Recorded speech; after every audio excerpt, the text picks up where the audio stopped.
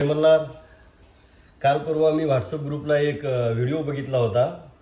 त्यामध्ये आमदार गोपीचंद पडळकर हे बोलताना अनावधानानं त्यांच्या तोंडून एक शब्द निघाला होता की जर महाराष्ट्रातल्या जनतेला धनगर समाजानं मेंढीपालन केलं नाही तो कुत्रे खायची वेळ येईल.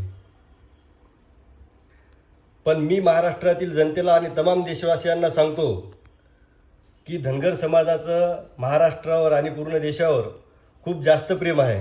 जोपर्यंत धनगर समाज आहे, पूर्वीपासून पूर्वजांपासून धनगर समाज हा मेंढी पालनाचा व्यवसाय करत होता, करत आहे आणि करत राहणार.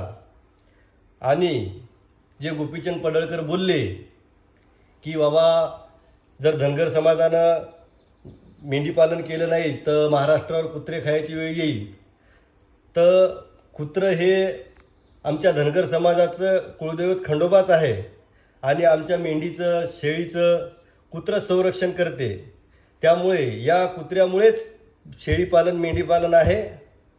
आणि जोपर्यंत धनगर समाज आहे तोपर्यंत या महाराष्ट्राला तमाम देशवासियांना अशी कुठल्याच गोष्टीची काही कमी पडणार नाही की त्यांना कुठलं काही खायचं काम पडेल.